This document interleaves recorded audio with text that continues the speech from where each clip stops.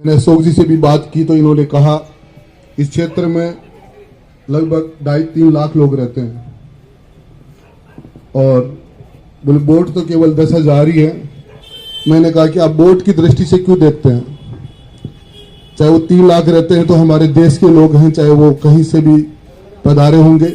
अतिथि देवो भव, हमको उनका सबका सम्मान करना चाहिए, सबका की सुरक्षा करनी चाहिए और सबकी तरक्की के लिए हमको हमेशा तैयार रहना चाहिए। साथियों, मसला क्या है कि आज राजस्थान बचाओ यात्रा निकालने की जरूरत क्यों पड़ी। वैसे तो हमारा हर वर्ग खतरे में, जैसा आपने कहा कि यहां के लोग देश और दुनिया के लिए जो माल तैयार करते हैं और यहाँ की मिसाल, उसकी तारीफ पूरे देश में होती है। यहाँ के मजदूर भाइयों का जो योगदान है, तमाम जो कारीगर हैं उनका जो योगदान है, मैं उन सब का स्वागत करता हूं और आप लोगों को बहुत बहुत धन्यवाद देना चाह रहा हूं कि आपने इतना बड़ा जो एक उत्पादन का बीड़ा आपने उठा रखा है। लेकिन दोस्तों, आज यहां सवाल नेतृत्व का नहीं है, सवाल ये नहीं है कि कोई नेता आपके बीच में आ रहा है। वास्तविकता तो यह है कि पूरे प्रदेश में पिछले 3 साल से हम देखते रहे हैं कि महंगाई की जो हालात है और महंगाई के लिए हम लोग कितने गंभीर हैं।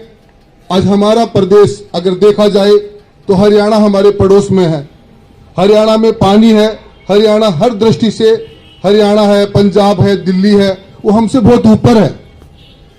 हम सूखा प्रदेश में रहते हैं, यहाँ पर टेम्परेचर 50 डिग्री से ऊपर हो जाता है। साथियों, यहाँ पर कैसे लोग सरवाइव कर पाते हैं। लेकिन यहाँ आप डीजल की बात करेंगे, पेट्रोल की बात करेंगे तो हमारे यहाँ पर वहां से महंगा पेट्रोल मिल रहा है, महंगा डीजल मिल रहा है, वहां से महंगी बिजली मिल रही है और लोग आवाज नहीं उठा रहे क्योंकि वो लोग काम करने वाले लोग हैं, मजदूरी करने वाले लोग हैं। अगर वो मजदूरी छोड़ देंगे तो उन लोगों का एक दिन का खर्चा निकालना मुश्किल हो जाता है।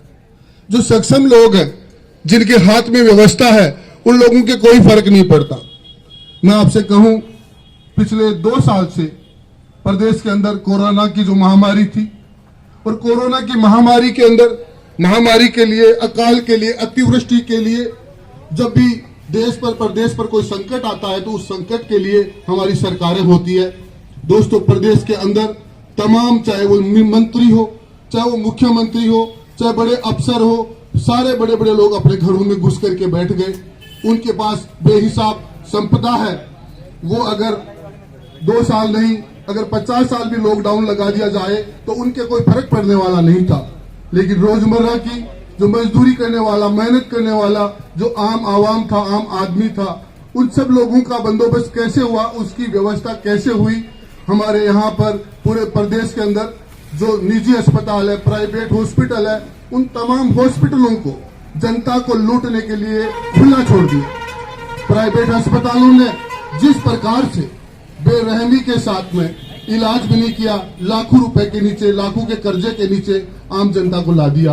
किसी भी एक भी हॉस्पिटल के खिलाफ राजस्थान की सरकार ने कार्रवाई नहीं करी। या मंत्रियों के ऑक्सीजन के प्लांट है, यहाँ पर ऑक्सीजन की जानबूझ करके किल्लत करवाई गई, दवाइयों की किल्लत करवाई गई, उसके ऊपर ब्लैक करवाया गया, लेकिन उस मिनिस्टर के खिलाफ कोई कार्रवाई नहीं की गई। दोस्तों, सवाल यह नहीं है कि मैं आपके बीच में आ रहा हूं, सवाल यह है कि अब हमें सोचना पड़ेगा। 70 से ज्यादा समय हो गया देश को आजाद हुए। पूरे प्रदेश के अंदर जब सारी स्कूलें बंद थी, प्राइवेट स्कूलें बंद थी, तो स्कूलों के अंदर उन बच्चों से फीस क्यों ली गई। राजस्थान की सरकार ने ऊपर से तो बोल दिया कि फीस नहीं ली जाए, निजी शिक्षण संस्थान फीस नहीं ले, और उसके बाद में जब वो कोर्ट में गए, 7 स्टार से जिनका स्टैंडर्ड ऊपर है, वो तमाम जो मालिक थे, उन्होंने सुप्रीम कोर्ट में बड़े वकील खड़े किए और आखिरी सुनवाई के अंदर राजस्थान की सरकार ने अभिभावकों की तरफ से कोई वकील अपीयर नहीं होने दिया, कोई वकील खड़ा नहीं किया, और उसका नतीजा ये हुआ कि 2 साल की तमाम फीस हमारे गरीब माता पिताओं को अपने बच्चों के लिए देनी पड़ी। दोस्तों, सरकार बोली कि हमने ऑनलाइन पढ़ाई करवाई, कितने बच्चों के पास में आज लैपटॉप है, कितनी जगह इंटरनेट काम कर रहा है, ये किसी से छुपा हुआ नहीं है। मुश्किल से 2, 5, 10% लोग ऐसे होंगे जिनके पास लैपटॉप की व्यवस्था होगी।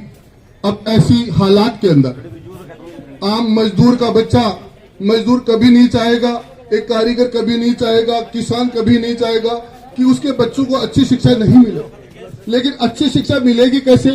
राजस्थान में महात्मा गांधी अस्पताल है, मेडिकल कॉलेज है, 1.5 करोड़ रुपए डोनेशन ले रहा है, सरेआम ले रहा है। उसके ऊपर सीएम का हाथ है, मुख्यमंत्री का हाथ है। आज 1.5 करोड़ रुपए का डोनेशन देगा, अलग से फीस देगा। वो डॉक्टर इलाज करेगा क्या? वो डॉक्टर जिद की दृष्टि से पेशेंट को देखेगा, वो लूटेगा, वो दवाई की जगह जहर देगा, वो लोगों को मारेगा। लेकिन यहाँ पर डॉक्टरों के ऊपर कोई अंकुश नहीं है। राजस्थान के सरकारी सबसे बड़े अस्पताल एसएमएस के अंदर आज जाकर के देख लो, इस वक्त जाकर के देख लो, रविवार का शाम का टाइम है 5 बजे, अगर आपको 5% भी डॉक्टर मिल जाए, 1% भी डॉक्टर वहां पर मिल जाए, तो मैं आपका जो कहने के लिए तैयार हूं। डॉक्टर यहीं पर अपॉइंट होते हैं, यहीं पर रिटायर होते हैं, मन मर्जी की फीस, मन मर्जी की प्रैक्टिस, सारे के सारे प्राइवेट अस्पतालों में वो लोग जाकर के प्रैक्टिस करते हैं। कोई अंकुश नहीं है। तमाम सरकारी कर्मचारी हो चाहे अधिकारी हो, इन पर कोई अंकुश नहीं है, इन पर कोई कंट्रोल नहीं है। नेताओं के हालात देख लो। राजस्थान के अंदर जो सरकार है, राजस्थान की पिछली सरकार के तमाम वो भ्रष्ट अफसर, भ्रष्ट नेता, उन तमाम भ्रष्टाचार में लिप्त उन अधिकारियों को सबको बहाल किया, सबको क्लीन चिट दिया, सबका प्रमोशन किया, सबको प्राइम पोस्ट पर राजस्थान की सरकार ने लगाया। साथियों, अमानिसा का नाला जिसका नाम द्रव्यवती नदी निकालने से वो पवित्र हो गया था, हजारों करोड़ रुपए का बजट था उस नाले के लिए। सबको पता है, अमुक अमुक इंजीनियर, ठेकेदार, नेता, अफसर, उनका लिस्ट में नाम है, लेकिन राजस्थान की सरकार इन भ्रष्टाचारियों के खिलाफ कोई कार्रवाई नहीं कर रही। अब काम कैसे चलेगा? व्यवस्था कैसे चलेगी?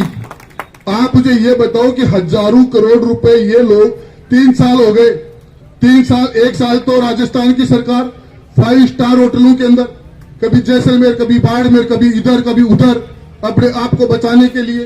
और जो पिछली सरकार थी, पिछली मुख्यमंत्री थी, उन्होंने एमएलए लेकर के बैठ गए कि राजस्थान के मुख्यमंत्री को बोल दिया कि आप चिंता मत करो, जितने भी एमएलए चाहे उसको वो हम देंगे। कहां रह गया विपक्ष? क्या विपक्ष का यही धर्म है? सरकार ऐसे कर्म ही क्यों करे कि आपको भागना पड़े, कभी इधर कभी उधर? तो साथियों, मैं आपसे कहूं कि 2 साल और है, 2 साल के अंदर ये अपनी 100 पीढ़ियों का जुगाड़ करेंगे। इन पर कोई डर ही नहीं है, इन पर कोई अंकुश ही नहीं है। इतनी निरंकुश सरकार कि मुख्यमंत्री के सामने, शिक्षा मंत्री के सामने प्रदेश के शिक्षक सरेआम इस बात को स्वीकार कर रहे हैं कि यहाँ पर पैसे के बिना काम नहीं हो रहा। विधानसभा में एमएलए इस बात को स्वीकार कर रहे हैं कि भ्रष्टाचार के बिना चुनाव नहीं हो सकता। पूरी सरकार भ्रष्टाचार से चल रही है, तो उसके बाद में हमारे प्रदेश का, हमारा हाई कोर्ट, हमारा सुप्रीम कोर्ट क्या गरीबों को जेल में डालने के लिए ही है? क्या जो बड़े लोगों पर कोई कानून लागू नहीं होता है? मैं साथियों कहना चाहूंगा, कौन करेगा, कौन मांग करेगा? आज 2 साल राजस्थान के अंदर जब लॉकडाउन लगा दिया, तो 2 साल छोटे छोटे व्यापारी, आम आदमी, बिजली का बिल कम से कम 2 साल का तो माफ होना ही चाहिए था। बिजली का बिल माफ होने की बजाय इन लोगों ने डबल रेट लेना शुरू कर दिया। अब आप मुझे ये बताओ कि आप किसके इंतजार में? कोई सक्षम नेता, कोई सक्षम अधिकारी, उनके कोई फर्क नहीं पड़ता साथियों कि उनसे तो अगर डीजल के भाव 1000 रुपए लीटर भी कर दिया जाए तो उनके पास पैसे की कोई कमी नहीं है। बहुत सारे मुद्दे हैं। हमने 36 वर्ग की मांगों को लेकर के, 36 कौम की मांग को लेकर के हम निकले हैं। आज पूरे प्रदेश के अंदर, पूरे जयपुर के अंदर 7 नवंबर से हमने शुरू किया था। हमने देखा है कि सरकारी हॉस्पिटल केवल प्रचार में चल रहे हैं। सरकारी स्कूलों के अंदर बच्चे कम है, टीचर ज्यादा है, वहां पर कोई पढ़ाई नहीं हो रही, सबको पता है। गंदगी की तो यह हालत है कि यहाँ पर मैंने जयपुर ग्रामीण में देखा है। अभी इससे पहले विद्याधर नगर से पहले मैं झोटवाड़ा में कालवा रोड पर, और वहां पर एक बांध है, एक गांव है, पंचायत है कालक, तो वो कहते हैं कि वो बांध जब भर जाता था 40-50 किलोमीटर के एरिया के लोगों को पानी का वाटर लेवल अच्छा मिलने लग जाता था। और फिर उसके बाद अखबारों में आने लगा कि हिंदुस्तान के नेता, प्रदेश के नेता नदियों को जोड़ेंगे, यहाँ पर गंगा का पानी लेके आएंगे। साथियों, गंगा का पानी का तो पता नहीं, नदियों को, नहरों को जोड़ने का तो पता नहीं। जोड़ सकते थे, इतना बेहिसाब पैसा। आज टेक्नोलॉजी है, मशीन है, वो सब कुछ है, सब कुछ कर सकते हैं। लेकिन क्या किया? जयपुर का सीवर लाइन, गटर का पानी उस बांध में ले जाके छोड़ दिया। अब तक 5-7 किलोमीटर में तो वो फैल चुका है और वहां पर मवेशी मर रहे हैं। आसपास में रहने वाले लोगों का जीना मुश्किल हो गया है। आपको मैं बताऊं कि उस गंदगी से महामारी फैलने का खतरा हो गया है। राजस्थान की सरकार को चिंता नहीं है। राजस्थान की सरकार तो वो तो कहता है यहाँ लड़ाई चल रही है, यहाँ रेट रेस चल रही है। राजस्थान की सरकार लूटपाट से अगर बाज आए तो सरकार को कुछ दिखाई दे। तो मैं आप सभी साथियों से ये कहना चाह रहा हूं कि लड़ाई लड़ेगा कौन? ये लड़ाई कोई नेता आपके लिए नहीं आएगा, कोई मंत्री आपके लिए नहीं आएगा। राजस्थान के अंदर, राजस्थान में चाहे नेता हो, चाहे मंत्री हो, चाहे अफसर हो, उनके छोरों के पास 5-5 करोड़ की गाड़ियां, 10-10 करोड़ की गाड़ियां।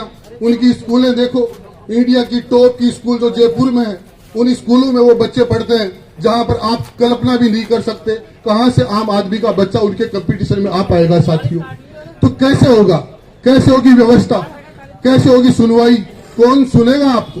राजस्थान में मैं आपसे कहूं कि इन्होंने जितना पैसा प्रचार प्रसार के अंदर हमारे इस देश का, जल शक्ति मंत्री जोधपुर का, मुख्यमंत्री जोधपुर का, उसके बावजूद हुआ क्या?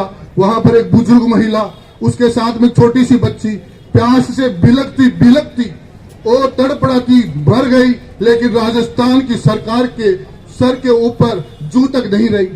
साथियों, खेल समझ रखा है, यहाँ पर तमाशा समझ रखा है।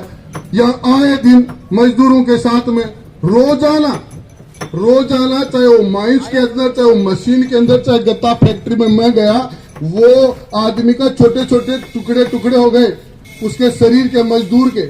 उसके बाद में 2-4 घंटे के बाद वहां पर एक मुनीम आया, मालिक ने तो बात ही नहीं करी। 1-2 लाख रुपए ले लो। पुलिस का अधिकारी धमका रहा है मजदूरों के अभिभावकों को। क्या तमाशा कर रखा है? गरीब की कोई इज्जत नहीं है, गरीब की कोई सुरक्षा नहीं है, गरीब के लिए कोई बोलने वाला नहीं, कोई सुनने वाला नहीं है। आप लोगों के अंदर आएंगे, प्रशासन के अधिकारी आएंगे, बड़े लोग आएंगे, एजेंट आएंगे, आपको दबा करके, आपको इधर उधर करके, उसके बाद में चाय जैसे आपके बीच में करके चले जाएंगे। तो इसका कैसे रास्ता निकले? मैं आप सबसे ये कहना चाह रहा हूं, इस प्रदेश के अंदर आज अगर ईमानदारी से अगर चुनाव हो, मैं चुनाव तो 2 साल बाद है, 2 साल बाद में जब ये लोग आएंगे, चुनाव में आएंगे, आचार संहिता लग गई।